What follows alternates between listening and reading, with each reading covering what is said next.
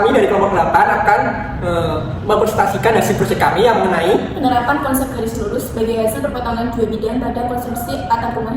Perkenalkan, nama saya Agung Wanda dengan NPM 109. Saya Dian Amelia Santi dengan NPM 6042.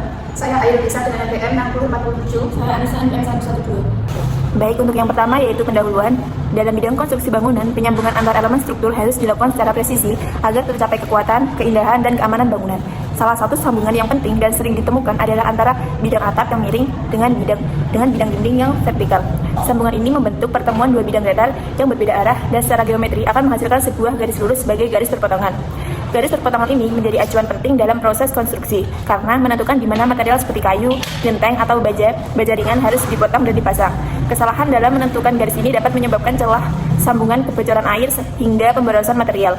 Oleh karena itu, pemahaman konsep dasar perpotongan dua bidang rata dalam ruang tiga dimensi sangat penting bagi tukang maupun perancang bangunan. Selanjutnya yaitu konsep. Dalam geometri analitik ruang, dua bidang yang tidak sejajar akan saling berpotongan membentuk sebuah garis lurus. Konsep ini sangat relevan dalam dunia arsitektur dan konstruksi, terutama dalam merancang bangunan atap rumah. Salah satu contoh nyatanya adalah garis hubungan atap, yaitu garis temu antara dua bidang atap miring yang membentuk sudut. Konsep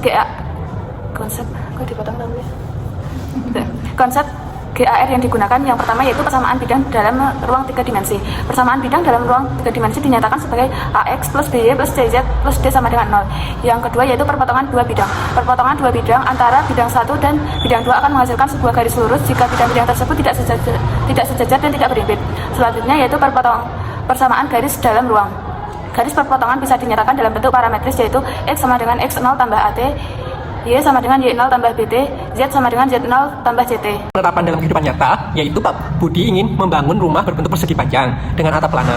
Dimensi rumah adalah sebagai berikut. Panjang rumah di L yaitu sama dengan 8 meter, merupakan ukuran sepanjang sisi panjang rumah.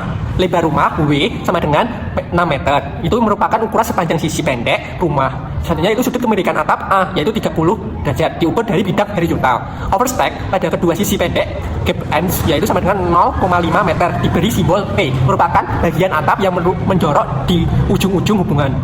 Nah, selanjutnya itu overstack pada kedua sisi panjang efasits, yaitu sama dengan 0,5 meter, diberi simbol S, merupakan bagian atap yang menjorok di sepanjang sisi miring atap. Nah, untuk pertanyaannya yaitu hitunglah tinggi hubungan atap, yaitu didefinisikan sebagai H kecil maksudnya, yaitu diukur dari titik pertemuan bidang atap dengan di dinding, bukan dari tanah. Selanjutnya yaitu B, panjang total hubungan atap reflex.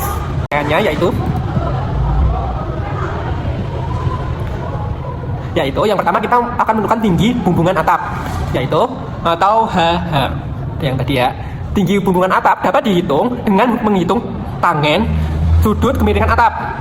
Alas setengah siku-siku yang dibentuk oleh kemiringan atap adalah setengah lebar rumah, maka alas setinggi segitiga sama dengan L per 2 sama dengan 6 per 2 sama dengan 3 meter. Nah, selanjutnya itu menggunakan rumus trigonometri, yaitu tan alfa sama dengan HH per alas. HH sama dengan alas dikali tan 30 derajat. HH sama dengan 3 dikalikan 1 per akar 3. HH sama dengan 3 dikalikan 1 per akar 3 sama dengan 3 per akar 3 sama dengan akar 3 sama dengan kurang lebih yaitu 1,732. Jadi tinggi hubungan atap adalah 1,732 meter. Penyelesaian yang B yaitu panjang total hubungan atap adalah panjang hubungan horizontal di puncak atap. Overstack yang memengaruhi panjang hubungan hanya overstack sisi pendek, yaitu P sama dengan 0,5 meter karena terletak di ujung hubungan.